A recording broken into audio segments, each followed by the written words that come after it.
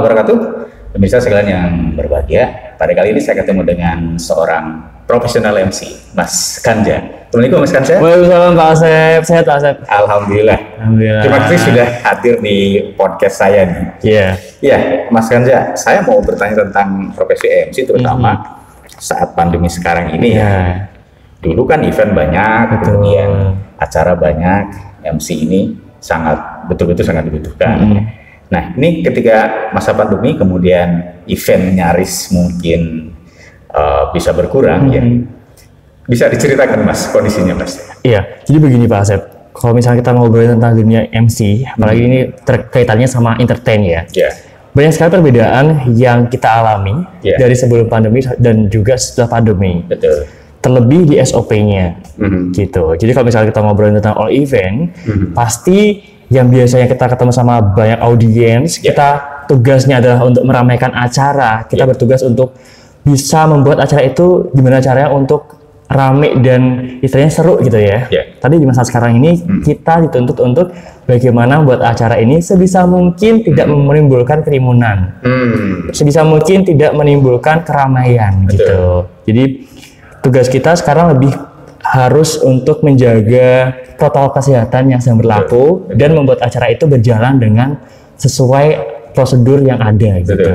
Kalau volume event sebelum pandemi dan sesudah pandemi ini beda nggak? Beda sekali Pak. Jadi kalau misalkan dulu awal-awal pandemi kan di Maret, April, Mei, Juni, Juli, Agustus gitu kan. Nah dari range itu sama sekali nggak ada event. Oh gitu? Iya. Karena kalau sebelum pandemi? Kalau sebelum pandemi ramai banget Pak. Alhamdulillah. Jadi terakhir event itu saya kalau nggak salah di Maret akhir dan itu juga sempat di cancel karena itu kebetulan PSBB sudah dimulai gitu. Jadi kayak semua event sama sekali nggak boleh. Iya betul. Itu tuh nggak cuma di Pekalongan aja, tapi di seluruh kota di Indonesia saya pikir. Artinya kemana aja udah ngalami aturan itu ya? Benar. Soalnya event saya yang di Semarang dan di luar kota pun setelah itu dipospon semua dan bahkan ada yang di cancel. Gitu karena masing-masing pihak juga nggak mau ataupun tidak mau resiko ya. Betul, mengambil resiko yang ada gitu karena pada waktu itu kan benar-benar strict banget kan untuk peraturannya gitu. Terus bentuknya kayak apa yang dilakukan pada saat pandemi? Kalau saya pribadi itu adalah suatu berkah yang bisa kita ambil saat pandemi Pak. Jadi banyak orang yang mulai jualan online untuk bertahan hidup. Terus saya juga melakukan itu. VO? Iya, jadi saya voice over? Bukan, kalau saya pribadi saya berusaha, saya ada usaha gitu Pak. Saya membuat usaha di bidang jamu, saya bikin jamu racikan-racikan gitu. Banting setir? Betul. Tapi vokal MC ini menjadi sangat bermanfaat untuk membuat produk itu jauh lebih menarik ketika dikemas dengan cara seperti MC gitu ya? Betul Pak, betul. Jadi saya membuat jamu, kemudian saya promosikan di sosial media saya, di Instagram, di WhatsApp dan lain-lain dan alhamdulillah karena saya punya basic public speaking kan, jadi saya terbantu untuk membuat produk saya itu terjual dengan marketing saya yang bisa. Pertanyaan yang fundamental itu berarti sejak pandemi sampai sekarang berapa banyak order MC yang tayang gitu? Ada nggak? Kalau misalkan kita ngobrolin sesudah pandemi ya Pak ya, itu kita mulai dari Agustus itu sudah mulai ada beberapa job yang saya terima. Jadi untuk Agustus, September sampai sekarang tuh sudah lumayan banyak sih Pak. Bahkan kemarin pada waktu Desember, kemudian Januari itu juga masih ramai sekali. Jadi kayak lebih dari 10 event saya yang MC juga. Gitu. Bedanya apa dengan sebelum pandemi dan sesudah pandemi dalam menjalankan proses MC di luar protokol kesehatan? Kalau misalkan perbedaan sendiri lebih ke konsep Pak. Jadi karena saya sudah sekarang fokus di wedding juga, jadi lebih ke konsep acara weddingnya itu sendiri, gitu.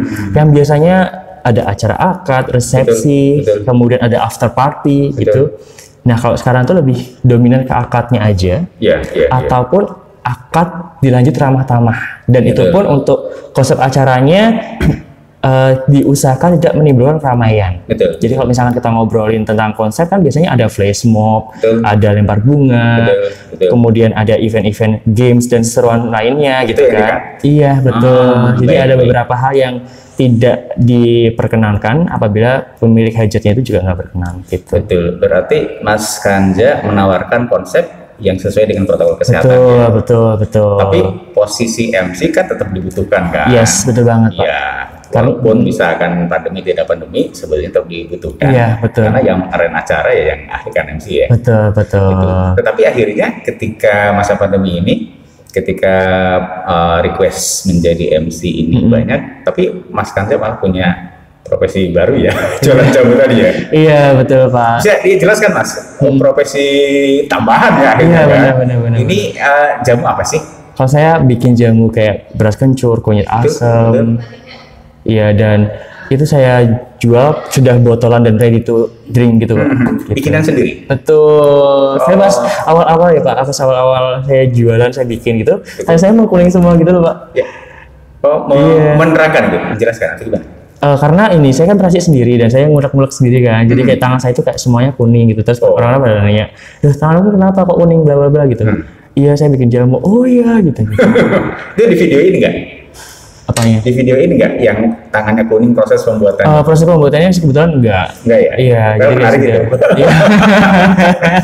Next kali ya. Iya Pak, siap. Jamu. Jadi yang kalau yang dipublish itu packaging, kemasan untuk marketingnya ya? Iya betul, betul. Bedanya apa ketika packaging dan mendeliver informasi MC dengan jualan jamu ini? Saya pikir sama ya Pak ya, bagaimana kita mendelivernya. Yang terpenting adalah kita menunjukkan bahwa ada value atau manfaat yang bisa diterima oleh klien atau konsumen ketika mereka memakai jasa saya ataupun ketika mereka minum jamu saya gitu. Betul. Jadi saya nomor satukan value-nya dulu. Betul. Artinya, oh ini hasilnya untuk apa gitu ya? Betul. Kemudian manfaatnya untuk apa? Iya. Apalagi masa pandemi ini mengharuskan kita punya head immunity gitu ya. Betul. Dan jamu adalah salah satu cara untuk head immunity. Betul. Oh, value itu ya. Iya. Kalau brandnya apa, Mas? Jamu sehat Pak. Jamu sehat. Iya. Saya nggak dibawa ya. Kalau dibawa nggak apa-apa. Nanti Pak next. Ininya bahannya apa aja? Bahannya alami semua Pak, dan itu tidak dibuat dengan bahan pengawet. Jadi kayak jamu saya itu bertahan maksimal cuma 3 hari, itu pun di kulkas. Kalau misalkan nggak ditaruh di kulkas atau suhu ruangan, itu cuma 3 hari ya? Paling nggak maksimal 1 harian Satu Pak. hari. Iya, karena saya juga sedikit khawatir juga kalau misalkan nanti produk saya ini atau jamu saya itu tidak langsung diminum gitu. Betul, Karena kan hasilnya akan berkurang juga toh. Betul. Gitu. Karena Itu nggak cair berarti ya? Iya, ready to drink. Iya. Tapi sudah dalam bentuk kemasan botol. Betul. Botol plastik. Iya, betul. Betul. Kalau cara memasukkan ke dalam botolnya ini masih manual atau ada? Masih manual. Masih Pak. manual. Iya, betul. Makanya memang ini ya disarankan untuk lebih cepat dikonsumsi gitu ya. Betul. Mas, saya ingin mengetahui tentang keterampilan MC. Iya. Kalau kita ingin menjadi MC, ini modal awalnya apa? Modal awalnya adalah percaya diri dulu Pak. Karena banyak sekali yang ngomong ke saya ataupun sharing ke saya, kalau misalnya mereka tuh sebenarnya malu buat berbicara di depan umum, gitu. Jadi modal awalnya bukan ganteng ya? Bukan. Cantik ya enggak ya? Bukan. Yang penting adalah pede dulu. Karena ketika kita pede, apapun bentuk kita, sorry bukan body shaming, tapi apapun bentuk kita, itu kita sudah menerimanya dan itu bisa menjadi keunikan sendiri ketika kita membawa sebuah acara gitu. Betul. Cantik, ganteng itu cuma perspektif aja, itu opini orang dan opini kita aja. Tapi apa yang bisa kita bawakan, apa value yang bisa kita berikan ke orang lain itu yang paling utama sih Pak. Kalau menggelutinya sejak kapan sih? Kalau saya pribadi itu dari SMP itu sudah suka tampil Pak. Oh suka di depan. Iya betul, dan dari kecil pun saya pengen banget untuk jadi news anchor ataupun saya bikin jadi MC gitu, saya sudah pengen banget. Dan saya adalah tipikal orang yang mau belajar dan ingin berkembang. Jadi setiap harinya itu kayak belajar gitu. Dan saya juga sering banget kayak ngomong di depan cermin ataupun saya ngomong sendiri. Ini aja saya latihan dulu Pak. Jangan. Iya, betul. Makanya pertanyaannya apa itu ya? Jangan apa itu ya? Iya. Karena good preparation will be have a good result gitu. Ya. If you fail to prepare, it mean that you prepare to fail gitu. Ya. Karena saya nggak mau gagal, saya setirkan dengan baik betul. gitu. Perencanaan yang baik itu akan menghasilkan hasil yang baik. Betul. Tapi tanpa perencanaan akan besar kemungkinan bisa gagal gitu. Iya, benar. Betul ya. Saya juga suka untuk tampil di depan, tapi saya itu lebih suka pidato Mas daripada MC. Apa sih bedanya? MC, pembawa acara, moderator, kemudian orator gitu. Oke. Kalau misalnya kita ngobrolin tentang hal-hal seperti itu, ini lebih ke ini sih Pak, bukan jati diri ya, tapi lebih ke kenyamanan diri. Ya. Jadi ada beberapa orang yang nyaman ketika mereka itu ngomong dengan bahasa formal. Ada orang yang sangat nyaman ketika mereka merasa bebas untuk ngomong apa aja gitu. Nah, kalau misalkan tentang moderator, kemudian pidato, pembawa acara formal itu lebih ke bagaimana mereka membawakan acaranya ataupun susunan acaranya itu dengan bahasa-bahasa yang formal. Betul. Gitu. Formal ya? Iya. Kalau MC misalkan dari protokol gitu ya. Itu formal sekali. Itu formal banget ya. Iya, dan itu sudah ada standarnya sendiri. Jadi kita nggak bisa kalau misalkan pada waktu kita kalau misalkan kita membawakan acara yang formal kayak gitu, kita bilang yang gue lo gitu, nggak bisa kan? Harus betul sudah pakemnya sendiri gitu. Sedangkan ada beberapa orang yang nyaman ketika mereka membawakan acara event gitu. Mereka bisa bebas ngomong apa aja, gue, lo, kemudian kata-kata yang tidak terpaku oleh EYD gitu. Berarti MC sama host di televisi gitu mirip-mirip ya? Betul Pak. Jadi MC dan host itu sebenarnya similar ataupun hampir sama. Depend sama sebenarnya itu juga ini ya Pak ya, hanya sebuah nama aja. Tapi kalau saya sendiri yang membedakan adalah bagaimana acara yang akan mereka bawakan. Gitu. Iya. Berarti kalau semakin terserah bagaimana membawakannya, tetapi ketika dia orang tersebut membawakan dan audiens senang, itu keberhasilannya di situ ya. Betul Pak, betul. Berarti tidak ada pakem yang baku ya? Iya, kalau misalkan MC sendiri menurut saya nggak ada yang baku ya. Yang terpenting adalah bagaimana dia bisa membawakan acaranya sesuai dengan bahasanya, gitu. Jadi ada beberapa acara yang kayak formal, nggak formal, ataupun semi formal, gitu. Jadi kalau misalkan formal sendiri kan memang kata-katanya sesuai dengan EYD ya Pak ya. Kita nggak bisa yang bebas mengarang bahasa gitu kan. Sedangkan kalau semi formal itu bisa campuran. Di awal kita bisa formal dulu karena ada beberapa tamu yang perlu kita hormati dan perlu kita sapa dengan bahasa-bahasa yang formal. Dan setelah acara sudah selesai di sambutan-sambutan dan doa, biasanya habis itu baru deh kita bisa ngobrol-ngobrol dan seru-seruan. Iya betul. Kalau Mas Kanja pertama kali menjadi MC itu kapan, di mana, dan gimana perasaannya? Kalau saya itu pada waktu sekolah Pak. Oh sekolah? Iya, jadi kayak acara pensi-pensi gitu loh Pak. SMA apa SMP? Itu tuh SMP. SMP? Iya.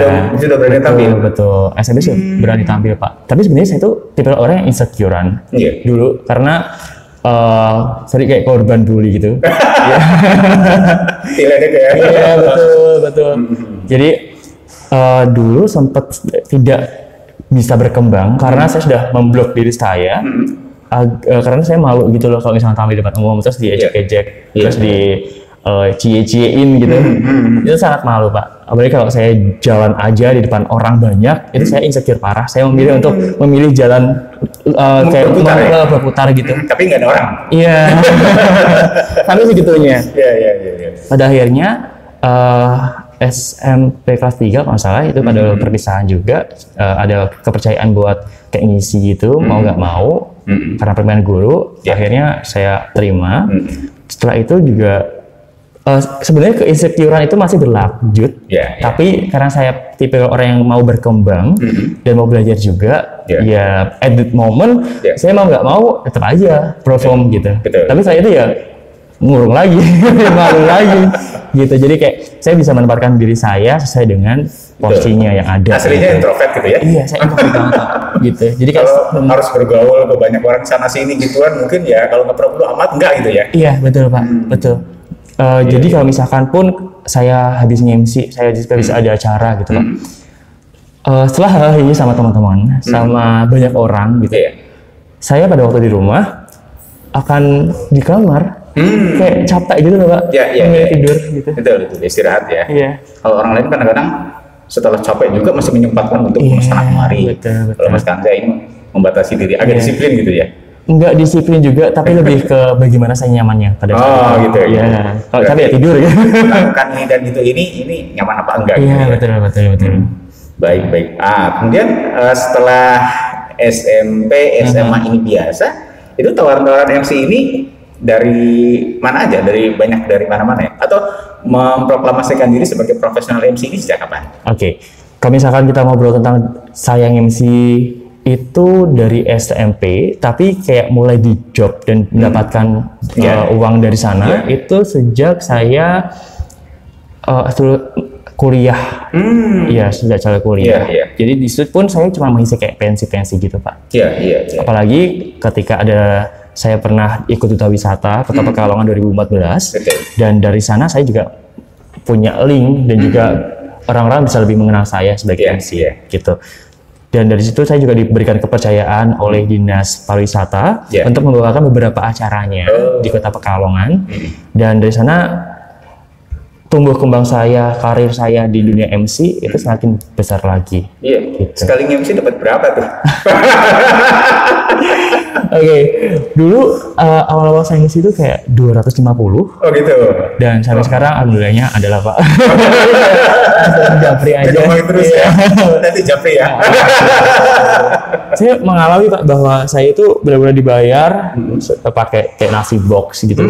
Oh gitu. Ya, maksudnya kayak itu ucapan terima kasih aja karena memang itu acara kecil dan juga kayak pensi gitu kan.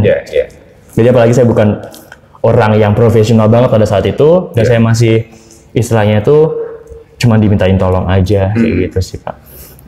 Baik. Ini berarti karena hobi ya, Mas Kanza, jadi dibayar atau enggak pada saat awal-awal itu nggak peduli ya. Karena saya orang yang selalu bukan orang yang termasuk money oriented, dan saya tidak menomorsatukan uang yang saya dapatkan berapa dari apa yang saya lakukan, karena saya yang paling penting adalah saya harus tahu value-nya saya, apa yang saya lakukan dulu. Value itu sifat yang paling penting. Tapi kalau nggak salah dulu pernah jadi manajer rumah makan ya? Iya betul Pak, betul. Apa kaitannya dengan MC kalau manajer rumah makan? Itu kebetulan saya berterima kasih banget untuk kesempatan yang telah diberikan kepada saya untuk menjadi manajer di sebuah rumah makan itu. Karena saya pada saat itu saya sangat senang untuk bergelut di bidang komunitas, apalagi komunitas yang punya value. Betul. Dan di situ saya bertemu dengan Mbak Farah, owner dari rumah makan tersebut, dan diberikan kepercayaan untuk menjadi manajernya. Rumah makan itu inisialnya Pandarasa ya? Iya. Iya betul Pak. Betul. Jadi kalau misalkan ditanya hubungannya apa, sebenarnya nggak ada hubungannya, tapi di sana saya bisa menggunakan skill public speaking saya untuk bicara sama konsumen, untuk bisa langsung ngobrol dan juga memperkenalkan produk-produk apa saja yang ada di sana dan istilahnya mempromosikan lah ya Pak. Betul. Karena gini Pak, sebenarnya public speaking itu tidak hanya diperuntukkan untuk MC, moderator, orang yang suka pidato ataupun orang yang bekerja di bidang public speaking aja. Tapi sebenarnya public speaking itu sangat bermanfaat untuk guru, mahasiswa, pelajar. Setiap elemen masyarakat itu butuh public speaking sebenarnya. Karena public speaking ini adalah kaitannya untuk bagaimana dia delivering untuk idea, kemudian kata-kata yang ingin dia sampaikan ke orang, dan agar orang tersebut tuh paham dan tahu apa makna dari apa yang kita sampaikan gitu. Betul. Harapannya dengan keterampilan public speaking tidak ada distorsi pemahaman ya. Betul. Jadi kadang kalau misalkan orang yang aku tuh sudah jelasin ABC sama dia tapi nggak paham, mungkin cara delivering kamu yang kurang jelas sehingga dia tidak paham apa yang kamu katakan gitu. Betul. Baik Mas Kanza, terima kasih luar biasa informasi dan idenya. Pemirsa, demikian perbincangan saya dengan Mas Kanza, bisa menjadi inspirasi setelah MC menjadi profesional MC tetap digeluti Mas Kanza, tapi ternyata di masa pandemi ini ada profesi baru menjual sebuah produk. Tapi ternyata menjadi MC-nya tidak berhenti karena pendidikan. Demikian, terima kasih. Assalamualaikum warahmatullahi wabarakatuh. Waalaikumsalam warahmatullahi wabarakatuh.